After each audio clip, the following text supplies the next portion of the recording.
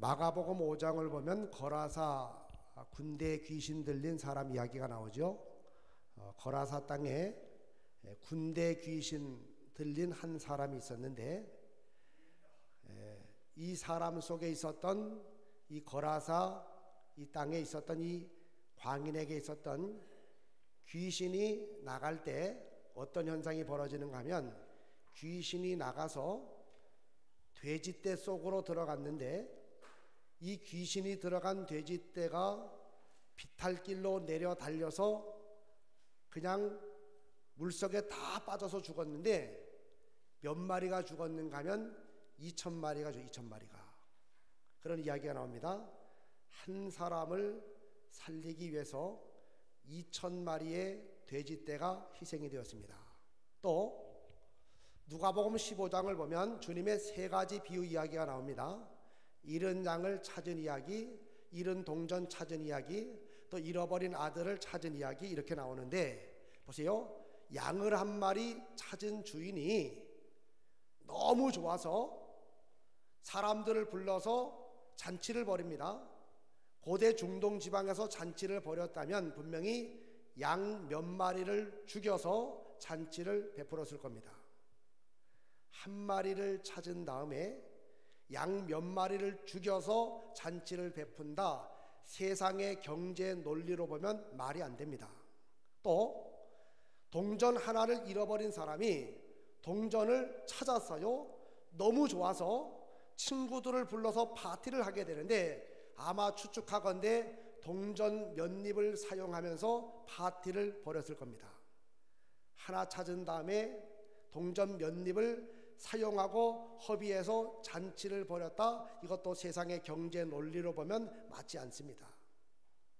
아버지께 충성을 다한 큰아들에게는 한 번도 잔치를 베풀어 준 적이 없던 아버지가 아버지의 유산을 미리 챙겨서 나가서 허랑방탕한 삶을 살아가므로 다 탕진한 이 탕자 둘째 아들이 돌아오게 되었을 때, 손에 가락지를 끼우고 옷을 새로 입혀주게 되고 큰 동네 잔치를 벌이게 됩니다. 뭔가 앞뒤에 맞지 않는 아버지의 행동입니다. 여러분, 이 세 가지는 다 무엇을 말하고 있는지 압니까? 세상의 경제 논리에 비추어 보게 되면 전혀 맞지 않는 이런 세 가지 행동은 우리에게 무엇을 말해주고 있는가 하면, 한번 저를 따라합니다. 한 영혼이 천하보다 귀하다. 지금 그걸 말씀하는 겁니다. 한 영혼을 찾는 것이 천하보다 귀하다라고 하는 것을 우리에게 말해주고 있는데, 한 사람의 가치는 바로 천하보다 귀하다. 우리 예수님은 이런 말씀을 하셨죠. 조금 전에 했던 얘기 한번 읽어봅니다. 너희 중에, 시작. 너희 중에 어떤 사람이 양 99마리를 들에 두고 그 잃은 것을 찾아내기까지 찾아다니지 아게했네. 한번 크게 외쳐봅니다. 천하보다 귀한 한 사람. 시작. 자, 우리 옆에 분에게 한번 이렇게 인사하겠어요. 당신은, 그러니까 장로님, 권사님, 집사님, 성도님은 천하보다 귀합니다. 시작. 자, 근데 지금 이렇게 얘기를 했지만 말은 그렇게 하자면 별로 실감이 안 나요. 그죠? 예? 옆에 있는 사람 보고 당신은 천하보다 귀하다, 강사가 시키니까 하기는 했지만 별로 실감이 안 나는데, 실감나게 제가 만들었습니다. 실감나게. 보세요. 만약에 누가 제게 왔어요. 목사님, 제가 돈을 100억 원을 드릴 테니까 목사님 생명을 저에게 주십시오. 저는 절대로 그 제안을 받아들이지 않습니다. 그러면 이렇게 얘기해요. 목사님, 그러면 제가 서울시 전체 모든 땅을 목사님에게 드릴 테니 목사님의 생명을 저에게 주시죠. 저는 절대로 그거 수용하지 않습니다. 온 천하를 다 준다 그래도요, 저는 절대로 제 생명을 대신 달라, 그 수용하지 않습니다. 왜냐하면 제가 없는데 서울시 땅이 무슨 소용이 있고, 제가 없는데 천하를 얻은 데 무슨 소용이 있습니까? 조금 실감이 나셨습니까? 우리의 생명이 천하보다 귀하다라고 하는 말. 이번에는 옆 사람 보고 이렇게 말하세요. 나는 천하보다 귀한 존재입니다. 시작. 이제 이거는 좀 실감이 날 거예요. 여러분, 그렇잖아요. 누군가 똑같이 저에게 제안하듯이, 예? 여기 무슨 동네 여기가? 회원동 땅을 다 줄 테니까 당신 생명 달라고. 예? 여기 수용할 사람 아무도 없습니다. 왜냐하면 천하보다 귀한 것이 바로 우리의 영혼, 바로 우리 자신이기 때문에. 그러면 또 물어볼게요. 여러분, 우리 집에 소가 한 마리 빠졌는데, 물에 빠졌는데 누군가가 뛰어들어서 소를 물속에서 구해줬어요. 고마워요, 안 고마워요? 안 고마운 사람도 있는 모양이에요. 그죠? 뭐 소 그냥 뭐 많은데, 다시 한번 대답해 보세요. 소가 한 마리, 귀한 소가 있었는데 그게 물에 빠져서 죽으려고 그러는데 누군가가 뛰어들어가서 구해줬어요. 고마워요, 고마워요? 고맙죠. 예. 그럼 또 물어볼게요. 여러분 집에 아들이 하나밖에 없는데 그 아들이 물속에 빠져서 허우적거리면서 죽어가고 있습니다. 그때 어떤 사람이 뛰어들어 가지고 그 아들을 살려냈어요. 고마워요, 고마워요? 이건 뭐 보통 고마운 게 아니죠. 예? 나 자신과도 같은 내 아들을 살려준 사람을 향해서는요, 평생 고마움의 마음을 가지고 살 겁니다. 소를 구해준 사람을 향해서는요, 그 자리에서 살해를 하든지 얼마 정도 동안은 고마운 생각이 있지만, 내 죽어가는 아들을 살려준 사람이 있다면 우리는 평생 동안 그 은혜를 잊지 않고 살아갈 겁니다. 내 생에 가장 고마운 사람, 그러면 그 사람이 떠오를 겁니다. 왜 한 사람의 영혼을 구원하는 것이 귀한가 하면, 하나님에게 있어서 한 영혼의 가치라고 하는 것은 천하보다 귀하기 때문에 그렇습니다. 그래서 제가 여러분들이 이 세상에서도 복을 받고, 우리 이 세상이 이제 언젠가 끝나면 하나님의 나라 가게 되었을 때 엄청난 상급과 면류관 받고 우리 예수님으로부터 정말 대환영을 받으면서 존귀한 주의 백성으로 영생하는 하나님의 나라에서 살아가도록 하기 위해서 제가 한 가지를 말씀을 드립니다. 한번 저를 크게 따라합니다. 한 사람을 구원하자. 한 사람을 구원하게 되면, 한 영혼을 구원하게 되면 그 사람은 천하보다 귀한 영혼을 살려냈기 때문에 하나님이 얼마나 고마워하고 얼마나 좋아하시는지 모릅니다. 내 죽어가는 아들을 살려준 그 사람을 향해서 고마운 마음을 가지듯이, 하나님이 가장 귀하게 여기는 한 영혼을 살려내는 전도자의 삶을 살아갈 때 하나님이 그런 전도자의 삶이 세상에서도 잘 되고 하나님의 나라에서도 잘 되도록 만들어 주시기 때문에, 그래서 제가 이제 한 사람 구원에 대한 말씀을 드리는데, 그렇다면 하나님은 천하보다 귀한 한 사람을 구원해내기 위한 방법이 뭘까? 읽어봅니다. 시작. 하나님께서 전도에 미련한 것으로 믿는 자들을 구원하기를 기뻐하셨다. 하나님은요, 하나님답게 73억의 사람들을 한꺼번에 다 구원시킬 만한 능력이 있음에도 불구하고 하나님은 그렇게 하시지 않습니다. 우리 생각에 참 미련해 보이는 방법, 전도라는 툴, 전도라는 방법, 우리 생각에 참 미련해 보이는 전도라는 방법을 통해서 영혼 구원의 역사를 이루어 나가시는, 이게 바로 하나님의 방법이기 때문에 우리가 천하보다 귀한 영혼을 저 지옥이 아니라 천국으로 인도하기를 원한다면 하나님이 제시하신, 하나님이 마련하신 전도라는 방법을 써야 되는데, 다시 한번 우리 크게 읽어보겠습니다. 하나님께서, 시작. 하나님께서 전도에 미련한 것으로 믿는 자들을 구원하시기를 기뻐하셨도다. 그렇다면 우리 2018년 이제 올해 목표를 세우시는데 크게 한번 읽어봅니다. 한 사람을 구원하자. 시작. 올해 여러분들 큰 욕심 부리지 말고 몇 사람 하자고요? 한 사람 한 사람. 예? 한 사람 하고 나서 또 한 사람 하면 되는 거예요. 계속해서 한 사람씩 이렇게. 근데 처음부터 너무 목표를 많이 세워가지고, 예? 어떤 분은요, 무슨 집회 가가지고 옛날 이제 부흥회 때 보면 전도 목표 그래가지고 손들라 그래요. 자, 100명 할 사람 손들으세요. 막 들어요. 100명. 이 100명도 보통이 아닌데, 그 다음에 50명, 30명, 10명, 뭐 5명, 예. 나중에 3명, 마지막에 1명까지 갔는데도 글쎄 암흑의 권사님이 손을 안 들어요. 100명부터 쭉쭉쭉 내려가서 마지막 1명까지 갔는데, 그래서 그 강사님 식사 대접을 받았기 때문에 알아요, 그 권사님을. 그래서 물어봐, 아니 김 권사님 왜 손 안 드냐고. 그분이 손을 딱 들고 하는 얘기가, 너무 목표가 작습니다 그래요. 몇 명 할 거냐고. 자기는 10,000명 했대. 10,000명.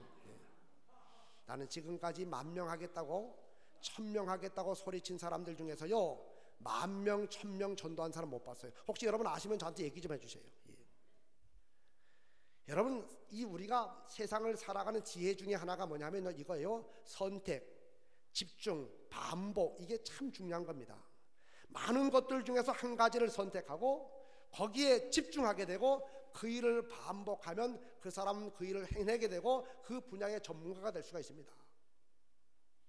팔방미인, 많은 것을 행할 줄 아는 사람이 결국은 아무것도 못하는 그런 경우가 참 많습니다. 그래서 우리가 2018년도에 여러분 큰 꿈을 가지는 것은 좋지만 크게 목표를 삼지 말고 한 사람을 구원하는데 우리 옆 사람과 한번 인사합니다. 한 사람은 그래도 할만합니다. 시작.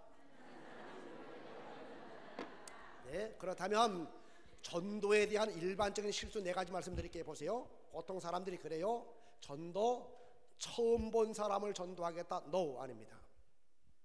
전도는 처음 본 사람을 전도한다기보다는요, 대개 전도의 열매는 적어도 10번 혹은 20번 이렇게 여러 번 봐서 안면이 있는 사람을, 관계가 형성된 사람을 전도하는 경우가 85%에 85%. 두 번째, 한 번에 전도하겠다. No, 아닙니다. 자, 속담. 몇 번 찍어 안 넘어가는 나무 없다고요? 10번. 나무 하나도 넘어뜨리려면 10번 찍어라, 그 얘기예요. 한 영혼을 하나님 앞으로 인도하기 위해서 한 번에 하겠다. 한 번에서 안 되니까 포기 아닙니다. 나무 하나도 얻으려면 10번을 찍어야 되는데, 그래서 전도는 계속해서 반복적으로 행할 때 열매가 맺혀지게 되는 거고, 세 번째는 혼자서 하겠다. 물론 혼자 할 수 있어요. 그러나 전도는 연합전선을 펼치는 게 참 중요합니다. 속도원들이 연합전선을 펼치게 되고, 부부지간에 연합전선을 펼치게 되고, 잘 아는 사람이 같이 팀워크를 이루게 되고, 그래서 함께 하는 게 중요하고, 네 번째, 이왕 하는 거 많이 하겠다. 우리 옆 사람과 웃으면서 인사합니다. 욕심 부리지 맙시다. 시작. 예. 그래서 몇 명 하자고요? 한 명. 예. 올해 2018년 지금 이제 3월 달이니까 앞으로 8개월 남았습니다. 8개월 동안 내가 한 명. 예. 이거 해보면 다 돼요. 한 명. 그래서 이제 제가 오늘은 한 사람 전도에 대한 말씀을 쭉 드릴 거예요. 한 사람 전도가 뭐냐 읽어보겠습니다. 시작. 전도 대상자를 작정한 뒤 집중적인 기도와 관계 형성을 통해 행해 나가다가 마침내 그 한 사람을 하나님 앞으로 인도하는 전도인데, 4가지 포인트. 첫 번째, 내가 누구를 전도할 것인지 전도 대상자를 세우는 거죠. 작정. 그래서 누구를 내가 우리 일신교회에 인도할까 전도 대상자를 마음에 작정한 다음에, 전도는 영적 싸움이기 때문에 기도가 얼마나 중요한지 모릅니다. 그래서 많은 기도와 더불어 그 사람과 좋은 관계를 형성하는 겁니다. 친구 따라 어디 간다고요? 예? 강남. 또 친구 따라 또 어디 가요? 교회. 그래요. 예? 친구 따라 강남 간다? 나 강남 갈 일도 없는데 친구가 강남 간다니까 친구라는 그 관계 때문에 그냥 가는 거 이렇게요. 예. 교회도 똑같습니다. 친구 따라 교회 온다고 그 관계가 좋으면요, 내가 가는 교회에 그 사람이 오고 싶은 마음이 드는 거예요. 관계가 참 중요합니다. 그리고 또 한 가지는 지속. 포기하지 말고 계속 하는 거예요. 해병대 출신들은 아니지만 안 되면 되게 하라. 될 때까지 계속해서 하는 거죠. 우리 포인트 4가지 한번 크게 읽어봅니다. 자, 시작. 작정, 기도, 관계, 지속. 그 다음에 핵심 전략이 뭐냐면 읽어보겠습니다. 시작. 나의 주위에 있는 사람에게 혈연, 학연, 지연, 모임, 인맥 등 관계끈을 활용하여 집중 전도하는 것이죠. 그래서 나하고 관계를 형성한 사람들, 불특정 다수가 아닙니다. 잘 모르는 사람이 아니에요. 관계를 형성한 사람, 또 앞으로 관계를 형성해 나가는 이런 사람, 관계끈을 잘 이용해 가지고 전도하는 건데, 우리 한국 사람은 이 지연의식이 강한, 지연, 같은 고향, 고속도로 타고 가다가 내려가는 길만 비슷해도 동질의식을 가지게 되고, 혈연 아주 강하죠. 학연 엄청나게 강합니다. 이 한국 사람은요, 이 정의 문화이기 때문에 이 관계를 굉장히 중요하게 여기게 되죠. 그 관계끈을 잘 활용해서 집중 전도하는 것인데, 이제 성경의 근거가 이제 오늘 본문에 나오는 거죠. 모임 안에서도 가능하고, 가족 안에서 가능하고, 동네에서 가능하게 되고, 친구지간 나와 관계를 형성한 모든 곳에서 바로 이 전도가 가능한데, 제가 오늘 여러분에게 실제적인, 그냥 이론이 아니고 실제적으로 적용 가능한 한 사람 전도에 대한 말씀을 제가 드리려고 하는데, 실제 첫 번째는 뭐냐면 전도 대상자를 정하는데, 여러분 주변에 보세요. 나하고 자주 만나서 밥을 먹고 이런저런 인생의 이야기를 나누고 정말 가족보다 더 친한 친구 혹은 이웃이 있는데, 그 사람이 예수를 안 믿어요. 근데 그분이 오늘 밤에 만약에 세상을 떠난다면 100% 지옥 갑니다. 여러분 마음이 좋겠습니까? 어제까지만 해도 만나서 차를 마시고 밥을 먹고 인생을 논하고 이런저런 이야기를 나눴는데, 글쎄 그 사람이 어제 저녁에 세상을 떠난 것도 마음이 아픈데, 예수를 믿지 않았으니 저 지옥에서 영원한 시간을 보내야 된다. 얼마나 마음이 아프겠습니까? 그래서는 안 되는 사람이 우리 주변에 반드시 있습니다. 정말 그 영혼 세상을 언제 떠나더라도 지옥 가면 안 되는데, 이런 사람을 내가 전도 대상자로 정하는 건데, 오스카 톰슨이라고 하는 사람이 그 한 사람을 찾아내는 방법을 이렇게 이야기합니다. 나를 중심으로 나의 가족들 중에서 옆에다 적어보는 거예요. 예수 안 믿는 사람, 나의 친인척들 중에서 예수 안 믿는 사람, 또 나의 친한 친구들 중에 예수 안 믿는 사람, 또 나하고 같이 사업관계라든지 직장 동료라든지 계모임이라든지 어떤 모임이라든지 이런 관계성 속에 있는 사람들 중에서 예수 안 믿는 사람, 그리고 잘 아는 사람들 중에서, 잘 알지는 못하지만 안면 있는 사람들 중에서 한번 예수 안 믿는 사람 찾아내라는 거죠. 그러면 옆에 적어보기 시작하면요, 보통의 사람 아무리 없어도 10명 이상의 사람의 이름이 나오게 됩니다. 교회를 나온 지 얼마 안 되는 사람일수록 더 많습니다. 세상의 친구들. 그래서 뭐 100명도 나올 수 있고 200명도 나올 수가 있어요. 교회를 오래 다니는 사람일수록 그게 적을 수가 있습니다. 어떤 사람은 그래요. 다 적으려고 애를 썼지만 한 명도 없대. 한 명도. 둘 중에 하나. 안 믿는 사람 만날 때마다 계속해서 전도해가지고 그 주변의 모든 사람을 다 구원시켰든지, 아니면 사회생활, 인간관계에 뭔가 좀 문제가 있든지, 둘 중에 하나입니다. 보편적으로 살아가는 사람은요, 이렇게 찾아보면 10명 혹은 20명, 30명의 이름이 나오는데, 이 모든 사람들 중에서 긴급함을 가지고 한 사람을 정해. 한 사람, 내가 누구를 전도할까? 여기서 포인트가 뭐냐면 바로 우리 일신교회로 인도할 수 있는 한 사람을 내가 정하는 겁니다. 저 미국에 사는 누구 친척 말고요, 저기 멀리 부산에 사는 사람 말고, 여기 교회로, 그러니까 서울에서 적어도 한 1시간 정도 거리 안에 있는 내 교회로 인도할 수 있는 이제 한 사람을 이제 정하는 거죠. 자, 우리 옆 사람과 인사합니다. 사실 이 오후 예배 시간이 집회하기가 제일 어려워요, 제가. 그래서 이 오후 예배 시간에는 제 에너지가 더 많이 소모가 되는데, 왜냐하면 밥을 드셨지요. 예. 또 얼마나 따뜻한 지금 분위기예요, 그죠? 예? 온도도 적절하고, 예. 또 강사가 소리도 막 지르지 않지요. 그러니까 아주 편안하니까 나도 모르는 사이에 그냥 그래요. 예. 그래서 지금도 딱 두 사람이 아주 편안하게 계시는데, 예. 그래서 괜찮아요, 사실. 예. 졸리면 졸아도 괜찮습니다. 근데 제가 바라는 것은 찔끔찔끔 강사 눈치 보면서 찔끔찔끔 졸다 이렇게 하면 안 돼요. 자려면 아예 한 3분에서 5분 정도 확 자야 될게요. 그냥 아예 엎드려서 자든지 누워서 자든지. 그러고 나면 그다음에 정신이 번쩍 들어요. 근데 강사 눈치 보면서 눈을 실눈 떴다가 또 다시 이러면요, 계속해서 졸다 보면 듣는 것 같은데 남는 게 없어요. 그러면요, 아예 주무시려면 팍 주무셨다가 팍 해야 될게.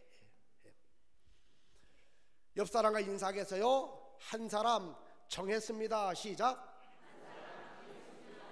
다시 한번요. 한 사람 정했습니다. 시작.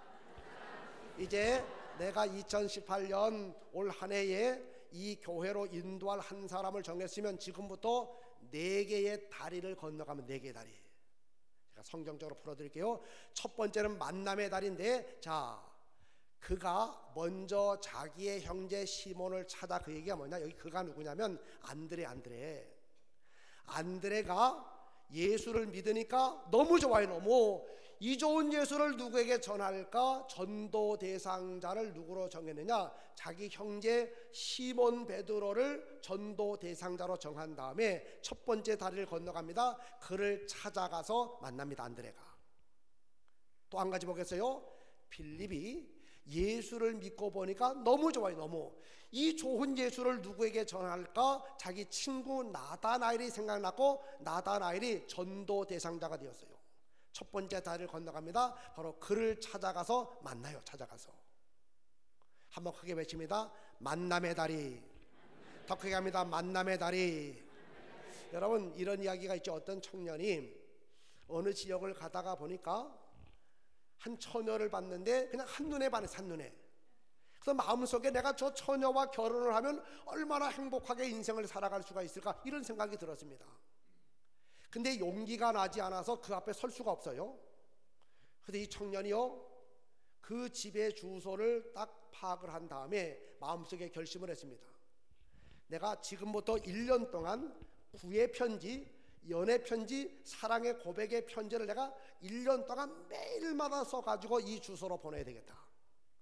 그리고 1년이 되었을 때 내가 딱 나타나서 청혼을 해야 되겠다라고 결심을 하고 매일마다 구의 편지, 사랑의 편지, 연애 편지를 써가지고 계속해서 우체통에 집어넣었어요. 3달이 지나고 6개월이 지나고 9개월이 지나도 이 청년의 마음은 변함이 없었습니다. 가장 좋은 그 문장들을 뽑아가지고 자기 또 마음을 실어가지고 사랑의 편지, 연애 편지, 구의 편지, 또 청혼의 편지, 이런 편지를 매일마다 보내서요. 그리고 마침내 1년이 돼서 1년, 이제 마음에 담대한 결심을 하고 그 여인에게 나타나서 그 여자에게, 청년에게 내가 사랑을 고백하고 청혼을 해야 되겠다라고 생각하고 1년 뒤에 그 집을 향해서 갔습니다. 갔더니 글쎄 그 집 앞에 사람들이 얼마나 그 안에 모여 있는지 몰라요. 글쎄 봤더니 그 집 안에서 결혼식이 벌어요. 결혼식이. 아니 이게 어떻게 된 건가 하고 자세히 봤더니요, 그 자기가 사랑했던, 편지를 보냈던 그 여성이 있는데 그 옆에 신랑 되는 사람이 있는데 그 신랑이 누군가 하면 우체부예요. 우체부. 자, 무슨 얘기인지 모르는 분들은 집에 가서 가만히 생각해 보세요. 저를 따라합니다. 역사는 만날 때 나타납니다. 이 청년은 편지만 보냈고 우체부는 뭐예요? 그 편지를 가지고 매일마다 갖다 주다 보니까, 자꾸 만나다 보니까 이 우체부 청년하고 이 여자하고 서로 좋아하는 감정이 생겨지게 되어서 둘이 결혼하게 되었대요. 예. 우리 옆 사람과 인사합니다. 역사는 만날 때 나타납니다. 여기 충청도 분들이 많나요? 충청도? 충청도 분들이 많죠? 충청도 분들은 그런다잖아요. 부흥회 때 은혜를 많이 받았긴 받았는데 강사가 아무리 웃겨도 거기서 별로 안 웃다가 집에 가서 이부자리 펴면서 그때부터 막 웃는데, 그때부터 강사님이 그렇게 웃겼다고. 예.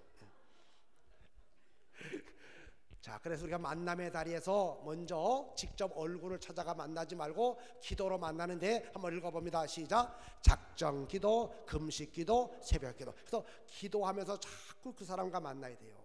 전도 대상자 정한 다음에 자꾸 기도하는 시간에 그 사람을 놓고 기도하게 되고, 금식 기도도 하고 새벽 기도도 하게 되고, 작정 기도. 이때 기도는 뭐냐면 하나님 그 사람의 마음밭이 옥토가 되게 해주세요. 옥토. 그래서 마음밭이 옥토가 되어서 내가 예수 복음을 전하게 되었을 때 다 받아들일 수 있는 옥토가 되게 해달라. 두 번째 읽어봅니다. 시작. 사탄의 세력을. 여러분, 사탄은요, 우리가 전도 대상자를 정하면 귀신은 귀신처럼 압니다. 그래서 그 영혼 전도 대상자 정한 거 알기 때문에 얼마나 방해하는지 몰라요. 세 번째 시작. 성령님의 만져주심을 위해서. 성령이 아니고서는 예수를 그리스도라 시인할 수 없사오니 바로 성령님 만져주십시오 하고 기도하고, 그래서 기도한 만큼 역사가 나타나죠. 그리고 나서 이제 두 번째는 진짜 만나야 돼. 가서 찾아가서 면대면 얼굴로 만나면서 섬겨야 되는데, 그래서 여러분 우리가 방문할 때는요, 전도 대상자 방문할 때는 지금부터 의도성을 가지고 가는 거죠. 목적을 가지고 그때는 빈손으로 가는 게 보다는 뭔가 하나 가지고 가는 게 좋아요. 조그만 선물, 뭐 반찬, 또 음식, 또 과일 조금 이렇게 가지고 가는 거 이렇게요. 그때 중요한 것은 또 뭐냐? 말을 잘해. 말을, 그죠? 딱 갖다 주면서 말을 잘해. 김치를 딱 갖다 주면서 이렇게 말하는 거예요. 보세요. 애기 엄마, 전도 대상자 애기 엄마요. 애기 엄마, 내가 김치 좀 먹으려고 담았는데 담다 보니까 글쎄 너무 많이 담아가지고 남아 돌아가지고 내가 조금 가지고 왔어. 여러분 이렇게 말하는 거하고, 내가 김치를 담아서 먹으려고 요만큼 담아서 한 입을 떼서 먹었더니 너무 맛있어가지고 그래서 애기 엄마 생각나가 내가 반을 잘라가지고 내가 가지고 왔다고. 여러분 앞에 게 기분 좋아요? 뒤에 게 기분 좋아요? 그래서 이왕이면 여러분 뒤에 게 기분 좋죠. 교회에서 창립 71주년을 맞이해가지고 70주년을 맞이해가지고 자 교회에서 수건을요. 수건. 그러면 이제 우리 교인들은 그 수건 가지고 집에 안 갑니다. 수건이 딱 생겨지면 전도 대상자한테 찾아가죠. 그때도 말을 잘해. 말을. 애기 엄마, 우리 교회가 창립 70주년이 되어서 교회에서 수건을 하나씩 다 나눠줬는데 글쎄 말이야 우리 집에 쌓이고 쌓인 게 수건이야. 그래서 내가 가지고 와서, 여러분 이렇게 얘기하면요 그 사람 별로 기분 안 좋아요. 뭐 우리 집에 뭐 수건이 없나 그래요. 창립 70주년을 맞이해서 교회에서 다 행사를 하면서 그동안 수고했다고 애썼다고 우리 교인들에게 교회에서 이 수건을 하나 나눠줬는데 내가 열어보니까 수건 재질이 너무 좋고 너무너무 좋아서 내가 애기 엄마가 제일 먼저 생각나가지고 우리 집에 쓰지 않고 내가 가지고 왔다. 그러면요 그 사람이 별거 아닌 수건을 받으면서도 아주 귀하게 여겨지게 되죠. 또 한 가지, 그릇에 넣어서 뭔가를 가져다 줬을 때는요 그릇 준다 그러면 그릇 받아와야 돼요? 아니면 됐다 그래야 돼 일단? 그렇죠. 그냥 놓고 먹으라고. 그러면 그 사람이 놓고 먹다가 그릇을 돌려줄 때는요 거기다가 귤 3개 집어넣어가지고 가지고 와 이렇게. 그럼 여러분 얼른 귤을 받아서 옆에다 놓은 다음에 거기다가 다시 사과를 2개 집어넣어가지고 또 주는 거 이렇게. 그러면 그릇이 매개가 돼서 자꾸 만나는 거 이렇게. 그릇 하나 때문에 이렇게도 만나고 저렇게도 만나고 자꾸 역사는 만날 때 나타나게 되니까. 그래서 우리가 서로 만날 때는요 작은 선물, 성경에도 보니까 작은 선물은 마음을 여는 열쇠와도 같다 그랬습니다. 그 다음에 필요를 채워주는 거죠. 애경사가 있으면 우리가 반드시 같이 동참해주고 참여하게 되고. 우리 교회에 제가 오래전에 한 7, 8년 전에 6, 7년 전에 토요일 날이 되었는데 우리 교회 집사님, 여자 집사님이요 전화를 했어요. 목사님, 우리 아버님, 친정 아버님이 돌아가셨습니다. 근데 우리 아버님은 병원에 오래 계셨기 때문에 교회를 다니는 분이 아니고 그래서 교회가 없습니다. 근데 병상에서 다행히 몇 년 전에 이렇게 오신 그 목사님에서 그 세례는 받았대요. 병상 세례는. 그러니까 목사님 혹시 죄송하지만 우리 진관교회에서 제 아버님 장례를 다 맡아서 주관해 주면 안 되겠습니까? 그래요. 제가 오케이 알았다 그랬습니다. 주일날 광고했어요. 아무개 집사님 친정 아버님이 이렇게 돌아가셨는데 이제 오늘 입간 예배부터 시작을 해가지고 그 발인 예배, 하관 모든 거 우리 교회에서 주관할 테니까 여러분들 관심 갖고 기도해 주십시오. 광고했습니다. 그래서 입간 예배 시간을 알려줘서요. 주일날 5시.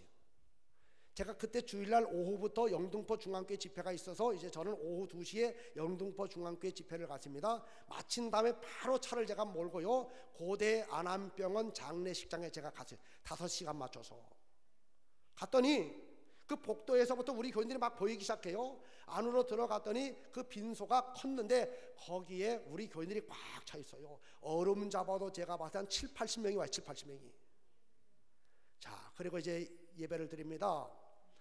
그 부인이요, 그러니까 우리 그 집사님의 친정 어머니죠.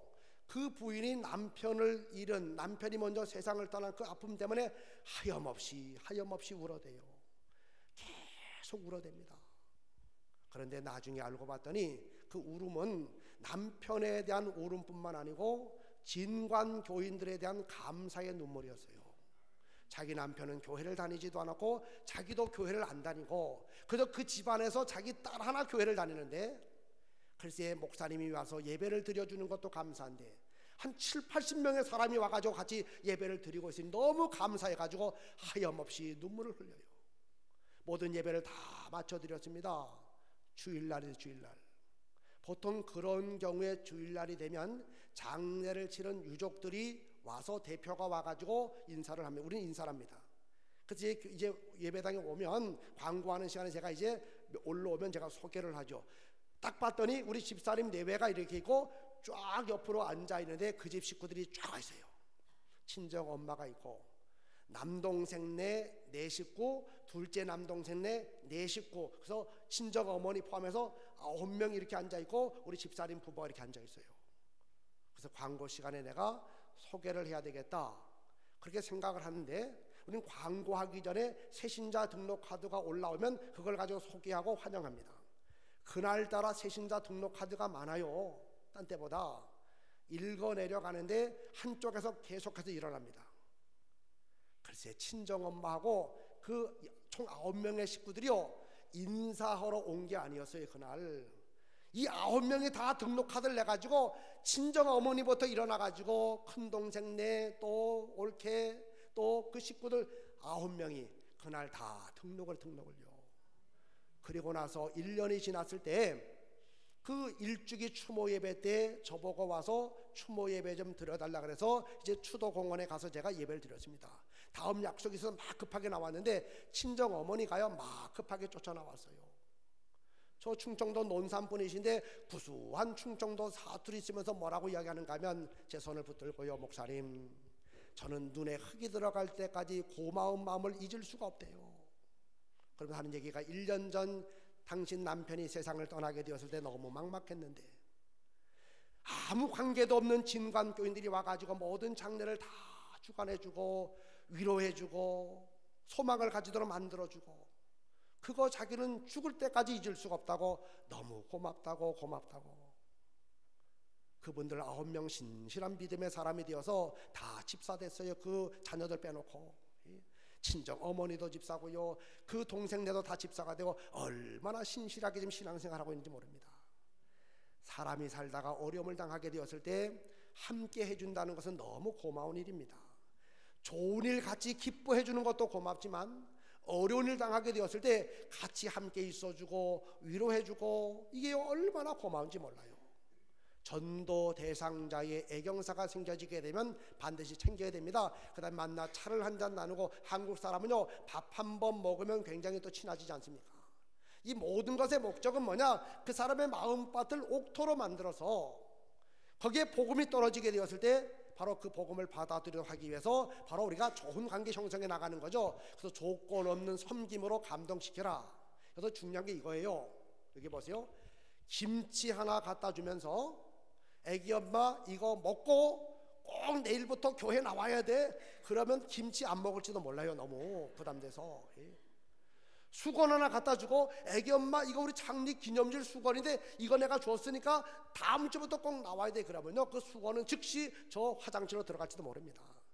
이때는 조건 없이 예수 이야기하지 마세요. 그냥 관계를 좋게 형성해 나가는 그런 관계. 그래서 10번은 섬기자. 바로 감동시키는 거죠. 그 다음에 두 번째 이제 시간이 지난 다음에 이제 말을 해. 누구를 말을 하느냐? 바로 십자가의 예수인데, 자 우리 41절 같이 읽어봅니다. 시작. 그가 먼저 자기의 형제 시몬을 찾아 말하되 우리가 메시아를 만났다고. 메시아는 번역하면 그리 보세요. 지금 이렇게 하는 겁니다. 안드레가 예수를 믿으니까 너무 좋아요. 누구에게 이 좋은 예수를 전할까? 그래 내 시몬, 내 형제 시몬에게 전해야 되겠다. 그래서 시몬 베드로가 전도 대상자예요. 첫 번째 다리를 건너갑니다. 그를 찾아가서 만났어요. 두 번째 입을 열어서 말합니다. 내가 메시아를 만났다. 메시아 예수를 말하고 있죠. 빌립도 똑같아요. 전도 대상자 나다나엘을 정한 다음에 첫 번째 자리는 뭡니까? 찾아가서 만났습니다. 그리고는 내가 나사렛 예수를 만났다라고 말합니다. 왜 우리는 예수 그리스도를 말해야 될까? 지금부터 제가 원시복음을 말씀을 드릴 테니까 한번 집중해 보세요. 자, 인생의 모든 문제는요 죄, 선악과 사건, 오리지널 신, 바로 원죄에서부터 시작이 되었는데 이 죄가 하나님과 인간 사이에 들어오게 되었을 때 관계를 끊어버리게 됩니다. 죄가. 근데 죄는 결코 죄 자체로 끝나는 법이 없습니다. 죄는 무서운 결과가 찾아오게 되는데 네 가지 치명적인 결과가 찾아오게 되었죠. 첫 번째, 죽음, 사망이 찾아오게 됩니다. 본래 인간은 창조될 때 영원히 사는 존재로 창조가 되었지 죽음의 존재로 창조가 된 게 아닙니다. 근데 죄로 인해서 사망이 찾아왔죠. 죄 때문에 지옥이 찾아왔습니다. 인간은 본래 지옥 가는 존재가 아닙니다. 마귀를 잡아서 가두는 지옥에 마귀가 가야 되는데 마귀를 따라갔던 인간이 바로 지옥 가는 존재가 되었죠. 그 다음에 하나님의 자녀들이 죄로 인해서 본질상 진노의 자녀로 전락하게 되었고, 또 이 죄는요 인간에게 바로 심판, 육체의 죽음, 영혼의 죽음, 영원한 죽음이라고 하게 되는 심판을 가져다 주게 되었습니다. 그 이후에 인간의 역사는요 원죄와 자범죄의 악순환의 역사가 바로 인간의 역사입니다.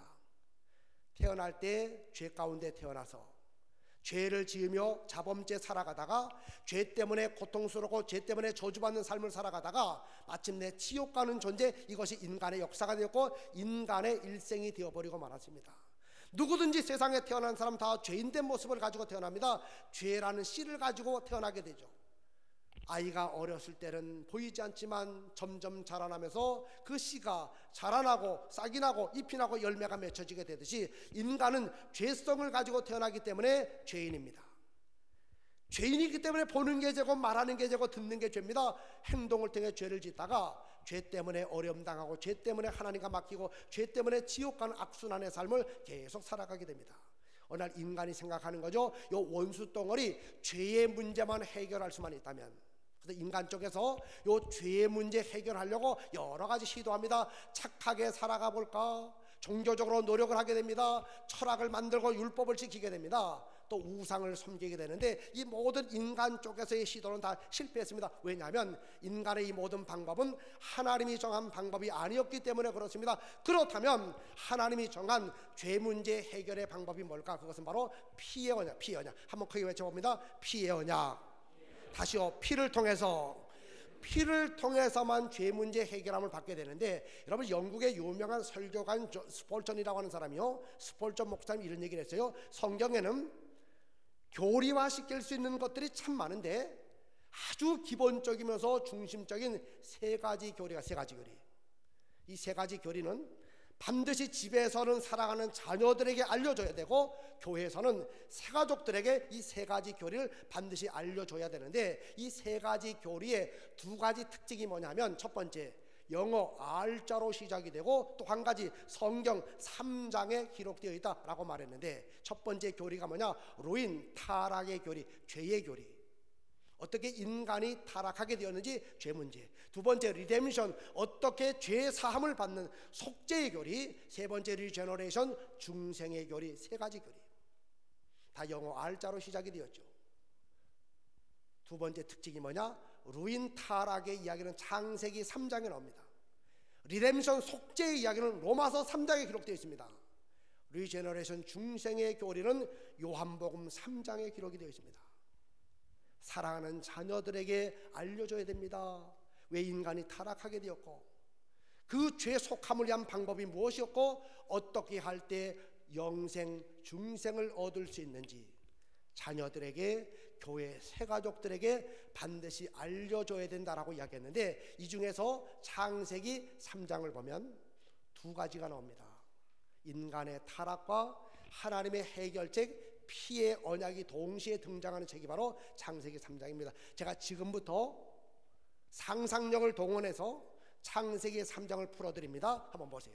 제가 이제 상상력을 동원하는 거예요.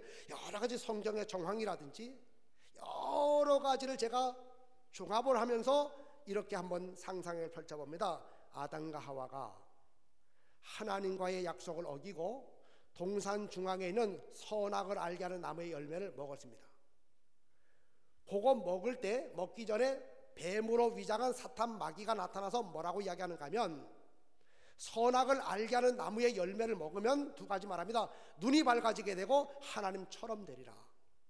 근데 먹었더니 하나님처럼 되진 않았지만 눈이 딱 밝아지게 되면서 자신들이 그동안 에덴 동산에서 벌거벗은 모습을 가지고 활동했다는 것을 알게 되었어요. 그 순간 수치심을 느끼, 수치심, 이미 죄가 들어왔다는 겁니다. 죄가 들어왔기 때문에 수치심을 느끼게 되고, 그때 그들이 어떻게 합니까? 나뭇잎을 엮어가지고 치마를 해서 입지 않았습니까? 바로 여기에서 인류 최초의 패션이 바로 여기에서 등장하게 된 겁니다. 나뭇잎 옷 패션. 잠시 후에 하나님이 그들 앞에 나타납니다. 말씀합니다. 선악을 알게 하는 나무의 열매를 먹지 말라 그랬지. 먹으면 죽는다 그랬지. 그때 아담과 하와는 하나님의 말씀 앞에서 유구무원, 입이 있어도 할 말이 없어요. 그때 하나님이 몽둥이를 높이 들고, 몽둥이를 보는 순간 아담과 하와는 체념합니다. 하나님 말씀이 장난이 아니었구나. 이젠 죽었구나. 눈을 감았습니다. 잠시 후에 이 몽둥이가 바람을 가르는 소리와 함께 퍽 소리가 퍽. 아이고 죽었구나.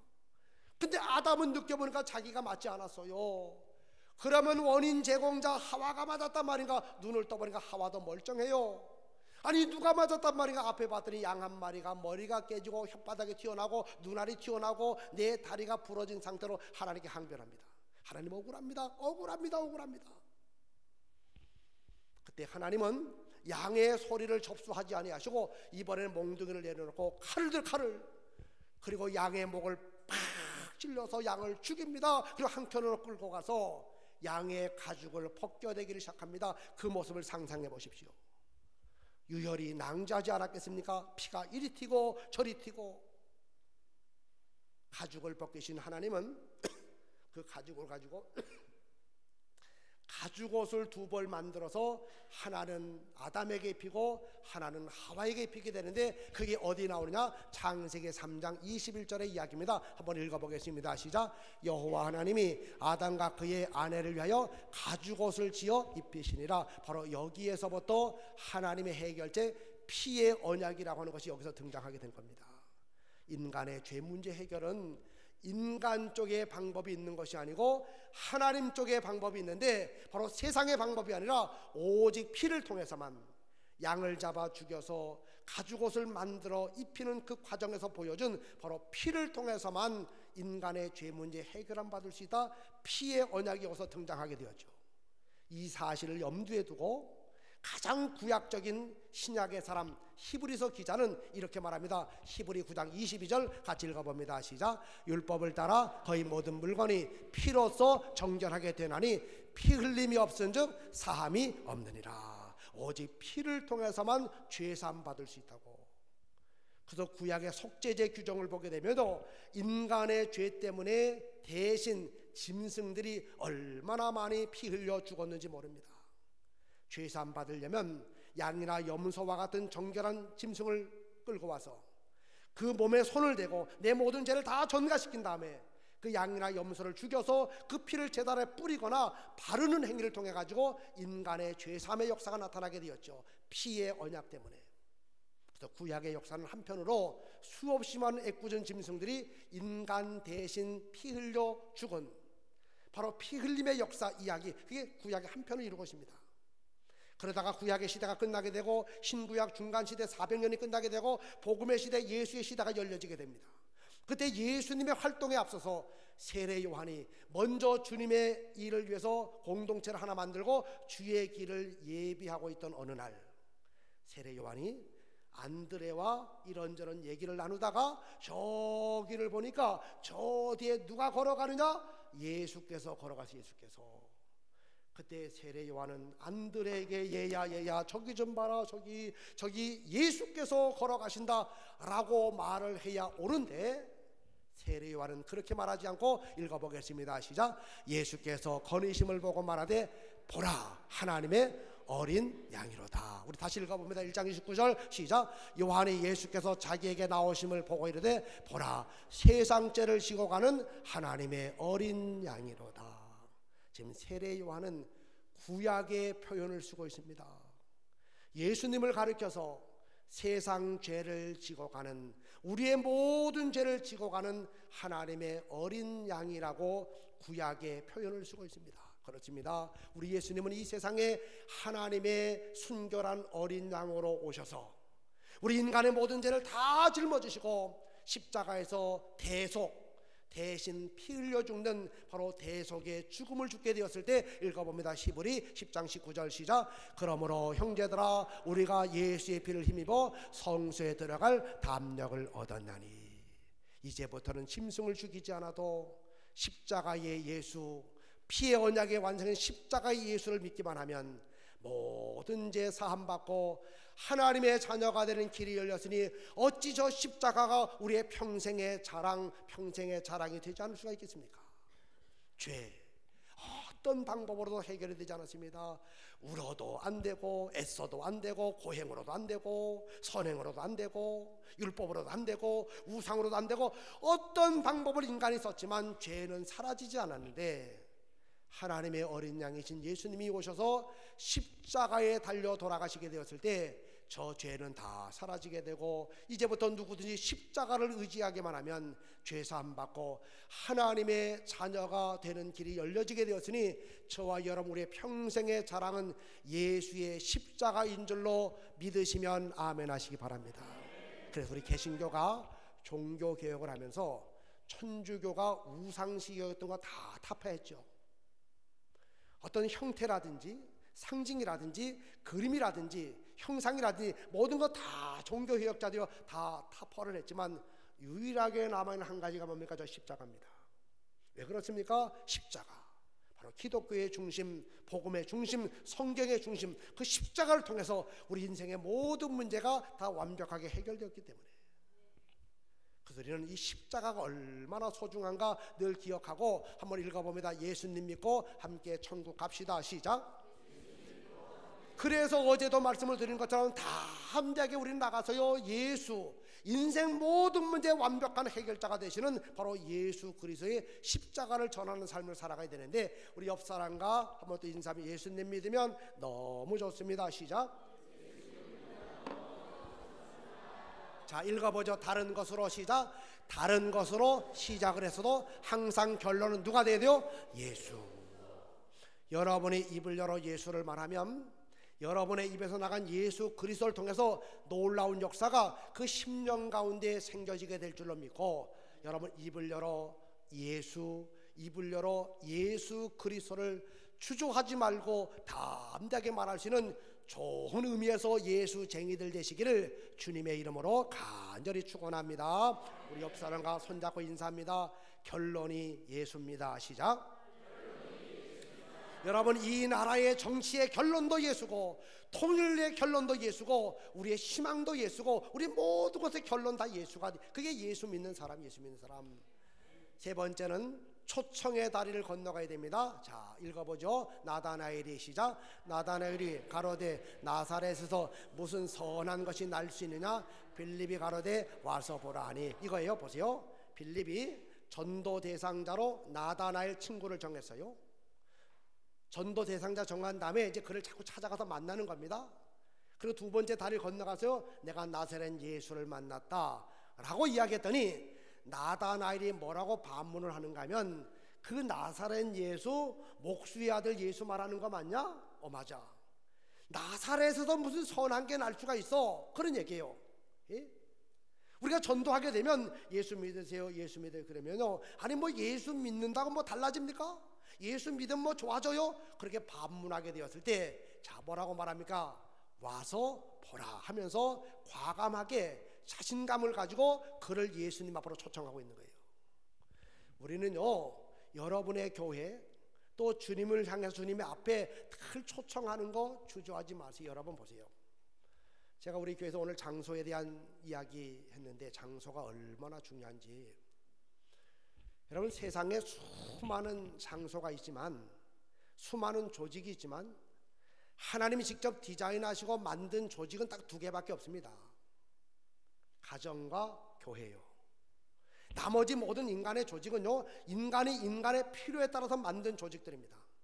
그렇기 때문에 그것은 좋은 조직도 있지만 나쁜 조직도 많습니다. 그런데 가장 선하고 가장 아름다운 조직 두 가지 주님이 만든 조직은요 가정 그리고 교회 가정.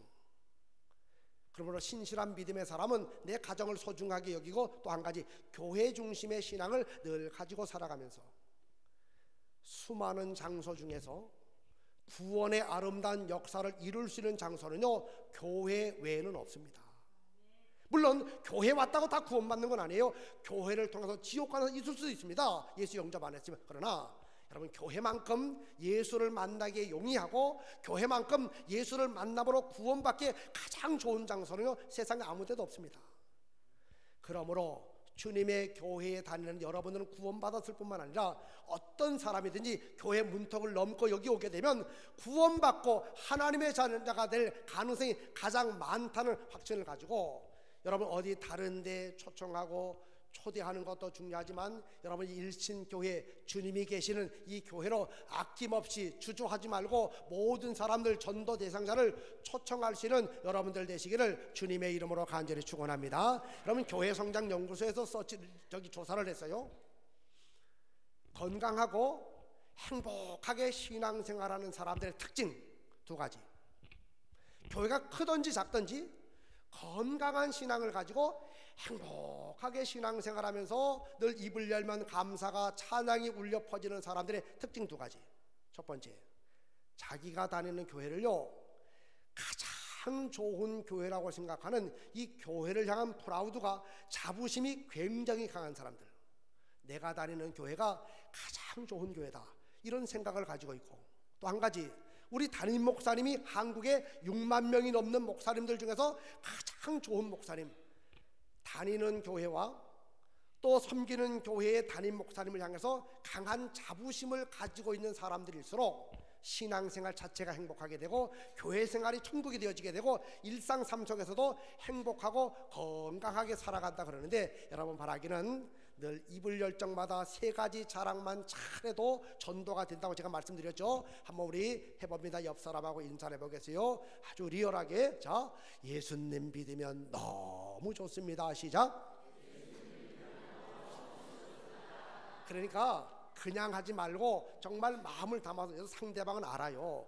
그냥 하는 소리인지 정말 좋아서 하는 건지 압니다. 그러니까 정말 좋아서 하는 그런 표정을 지으면서, 자, 예수님 믿으면 너무 좋습니다. 시작. 또 합니다. 또 해요. 일신교회 너무 좋습니다. 시작. 여기 보세요. 제가 목사지만 저도 이 지방 출신이라 그랬잖아요. 그죠? 98년부터 2008년까지 한남동에 있는 한마음교회 처음에 부임했더니 2층이 노래방, 뚱따리 노래방이라고 노래방 위에 예배당이 있었는지요. 얼마나 시끄러운지 몰라요. 그냥. 그래서 이 노래방이 24시간 하다 보니까 시도 때도 없이 하고, 그 들어가는 길목이 막 반짝반짝이, 성탄 추리할 때 반짝이 별로 해놔가지고 막 무서워요. 그냥 올라가는 게 막 반짝반짝대고 쿵쿵대고. 그래서 그냥 제가 어떻게 좀 해보려고 형광등 갖다 달아놓으면 그 주인이 초코다마만 계속 뺏고 가고 말이죠. 항상 암흑천지. 그래서 아무리 시도를 해봐도 안 되고 아무리 항의를 해봐도 안 되고, 더군다나 노래방 주인이 분당에는 어느 장로계 집사예요. 집사. 그러면서 저 속을 썩이는데요, 형광등 갖다 끼워놓으면 빼가고, 우리 교인들은 무서워서 올라오기 힘들다고 얘기하고, 그럼 내 몸도 하기 간수하기 어려운데 어떻게 전도하겠습니까? 그렇게 이야기하고. 속이 상해가지고요, 제가 어느 날 새벽에 무릎을 꿇고 새벽기도 마치고 기도를 하는데, 글쎄 그 시간에도 누가 와가지고 볼륨 그냥 일본말로 이빨이 올려가지고 노래를 부르는 노래를. 그 소리가 밑에서 다 올라요. 밑에서. 저는요 너무 서글퍼가지고 이 새빵교회 여기서 탈출해야 되는데, 전도해야 되는데 교인들이 너무 무서워가지고 교회 올라오기도 어렵다고 얘기하고 전도를 아예 생각도 안 한다고 얘기하고, 그래서 화나게 만들어놓은 노래방 주인이 그 초코다마만 계속해서 빼가게 되고, 속이 상해가지고 제가요 그날 막 엉엉 울면서 하나님 어찌하오니까. 근데 그 밑에서 누가 그냥 마이크 볼륨을 이만큼 올려가지고 막 노래를 부르는데, 글쎄 가만히 들어보니까 우리 고향의 노래, 고향의 노래. 제가 고향이 어딘가 하면 충청북도 제천이라고 하는 것이 제 고향인데, 여러분 제천에서 충주를 가다 보면 지금은 이제 많이 이용하지 않지만 그 유명한 제가 있어요. 뭐죠? 그렇죠. 박달재가. 글쎄 누가 그날 노래를 부르는데 울고 넘는 박달재 그걸 부르는, 천둥산 뭐 박달 뭐 주여 주여 울면서 기도하다가 글쎄요 나도 모르게 박자를 맞추기 시작하는 거예요.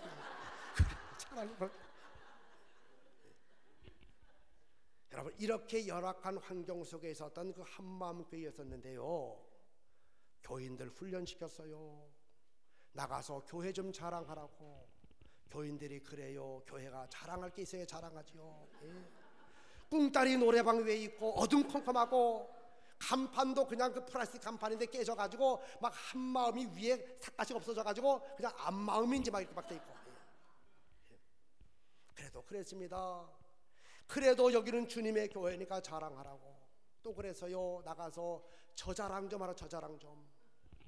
그랬더니 교인이 그냥 자랑하면 얼마나 좋아요. 뭐라고 물어보는가 하면 목사님 구체적으로 알려주십시오. 그래서 막상 할 말이 없어가지고 그래서요 그냥 나가서 그렇게 말하라고.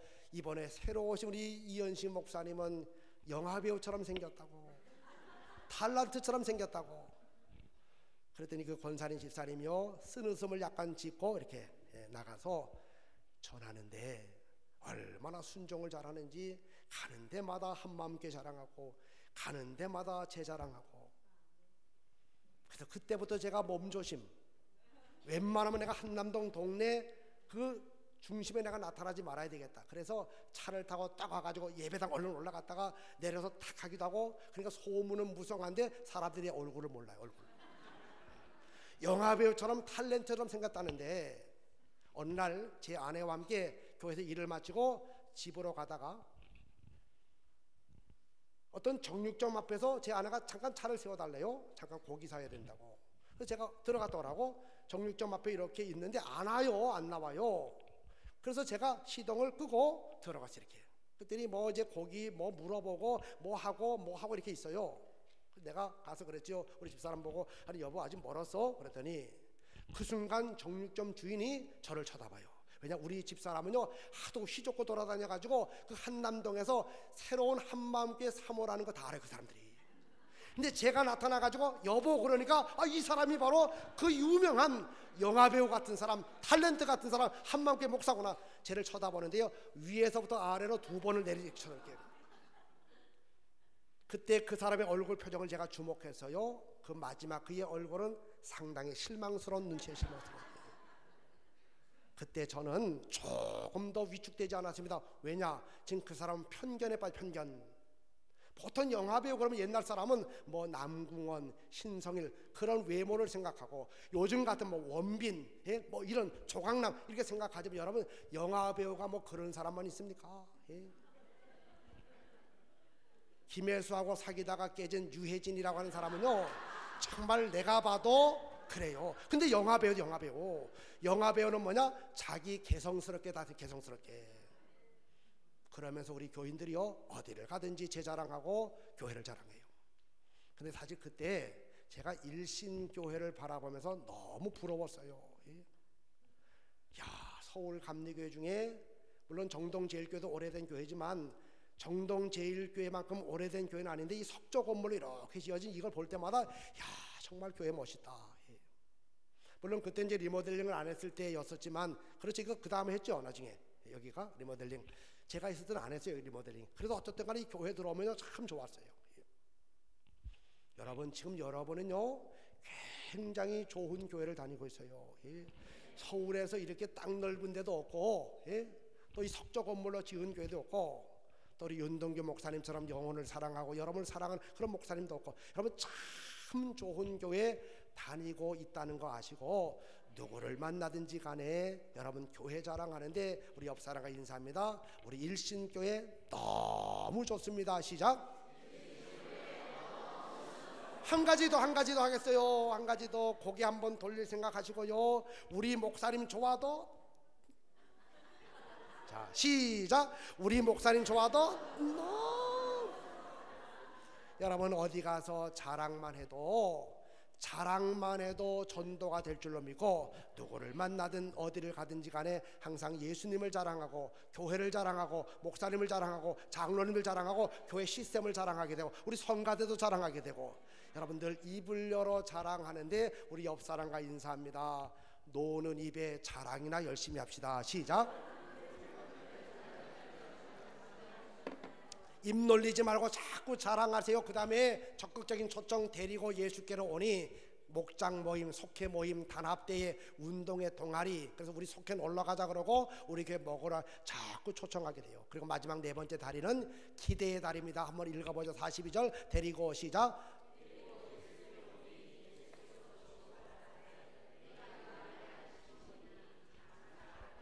여러분, 주님이 기대하죠. 지금은 그렇지만 장차 진행하는 것처럼 여러분, 우리가 전도에 있어서 절대로 포기하지 마세요. 포기. 한 영혼의 전도가 대상자가 정해지게 되면 더딜지라도 언젠가 때가 되면 반드시 열매가 맺혀지게 된다. 이 사실을 생각하고 포기하지 마세요. 읽어봅니다. 포기는 시작. 포기는 배추를 셀 때만 쓰여지는 단어입니다. 전도에 쓰여지면 안 돼요. 배추 셀 때 한 포기, 두 포기, 50포기, 30포기 이때만 쓰시고, 전도에는 포기가 제가 대추 한 알이라고 하는 시 한번 보여드릴게요. 한번 읽어봅니다. 장석주 시인의 대추 한 알 시작. 적에 저절로 붉어질 리는, 너무 멀어서 안 보이나요? 다시요. 적에 시작. 적에 저절로 붉어질 리는 없다. 저 안에 태풍 몇 개, 저 안에 천둥 몇 개, 저 안에 번개 몇 개가 들어서서 붉게 익히는 것일까 보다. 적에 저 안에 무설이 내리는 몇 밤, 저 안에 땡볕 한 달, 저 안에 초승달 몇 날이 들어서서 둥글게 만들어지는 것일 게다. 여러분, 대추 한 알이 탐스럽게 열려지기 위해서는요, 수없이 많은 시련의 비바람이 찾아오고 캄캄한 밤이 찾아오고 그렇게 여러 가지 시련이 찾아왔지만 끝까지 생명을 포기하지 않고 붙어있게 되었을 때 그게 아름다운 대추로 연그러지게 되는 것처럼 영혼권도 똑같습니다. 여러분이 포기하지만 않으면 반드시 때가 되면 아름다운 열매로 맺혀지게 될 줄로 믿고 우리 옆 사람과 인사합니다. 포기하지 말고 계속해서 합시다. 시작. 자, 이제 제가 정리하겠습니다. 한 사람 전도는요, 자, 하기 위해서 전도 대상자를 정한 다음에 크게 외칩니다. 만남의 다리. 두 번째는 뭐죠? 그렇죠, 예수를 말하자. 세 번째, 교회로 자꾸 초청하세요. 네 번째, 기대하세요. 기대. 그런데 그 사람이 안 나왔어요. 그럼 포기해요? 아닙니다. 다시 시작. 만남의 다리. 또요, 말함의 다리. 또요, 초청의 다리. 또요, 또 기대하세요. 그런데 또 그 사람이 또 안 나왔어요. 또 그럼 포기하지 마세요. 또 뭐죠? 그렇죠, 돌고 돌아서 자꾸 만나러 가세요. 또 그렇죠, 이런 말 저런 말 돌리고 하다가 또 예수를 말하게 되고, 세 번째는 또 초청하세요. 또 기대하고. 그 사람이 언제까지요? 한 사람이 주님께로 돌아올 때까지. 여러분이 포기하지만 않으면 성령의 역사 가운데 전도는 꼭 된다는 사실을 기억하고 오늘 말씀 마무리하겠습니다. 올해 여러분 많은 사람 전도하고 싶은 마음이 드셔도 많은 사람 전도하겠다고 마음 먹지도 말고 그렇게 말하지도 마십시오. 따라합니다. 한 명만, 다시 한 명만 전도하겠습니다. 그래서 그 한 명이 주께로 돌아오게 되면 또다시 한 명을 작정하게 되고, 그분이 또 돌아오면 또다시 한 명을, 이렇게 하다 보면 그것이 10명으로 누적이 되고 20명이 될 수도 있고 30명이 될 수도 있는 거예요. 근데 한 명도 안 하면서 처음부터 나 100명 하겠다고, 1000명 하겠다고, 10,000명 하겠다고 못합니다. 그 사람이요. 따라합니다. 선택, 집중, 반복. 이거는 신앙의 원리에서도 세상의 원리에서도 똑같이 적용이 되는 겁니다. 많은 것들 중에서 한 가지를 내가 선택하는 거예요. 거기에 집중하시면 집중. 여러분, 햇볕이 아무리 강해도 그 햇볕이 강하게 내리쬐다고 여러분 종이를 태웁니까? 약간 이렇게 우글우글 될 수는 있어요. 이렇게 못 태워요. 근데 태우는 방법이 뭐냐? 돋보기를 가지고 햇빛을 딱 모으면요, 조금 지나면 불이 나요. 불. 이게 집중입니다. 집중. 분산시키지 말고 집중. 햇빛을 돋보기가 딱 집중시키게 되었을 때요, 그 힘을 가지고 종이를 태워요. 선택, 한 명을 선택한 다음에 거기에 내가 올인하게 되고 집중하십시오. 그리고 포기하지 말고 계속해서 반복하면 반드시 그 한 영혼은 주님께로 돌아오는 역사, 영혼권의 역사, 그 순간 여러분들은 천하보다 귀한 영혼을 살렸기 때문에 하나님이 너무너무 기뻐하고 이 세상에서도 잘되고 영원한 하나님의 나라에서도 복의 복을, 은혜 위의 은혜를 상급한 면류관 줄 줄로 믿고 우리 한번 크게 외쳐보고 마칠 겁니다. 한 사람을 전도하겠습니다. 시작. 제가 마지막에 이렇게 할게요. 여러분 목소리가 제가 들었을 때 이 정도는 돼야 되는데 그게 안 들리면 제가 여러분이 이 말씀을 잘못 들은 걸로 알고 다시 처음으로 돌아가서 쭉 하면 아마 6시 정도가 되어 끝날 가능성이 있는데 바로 끝내게 한번 크게 해보세요. 한 사람을 전도하겠습니다. 크게 시작. 좋습니다. 같이 이제 찬양하겠어요.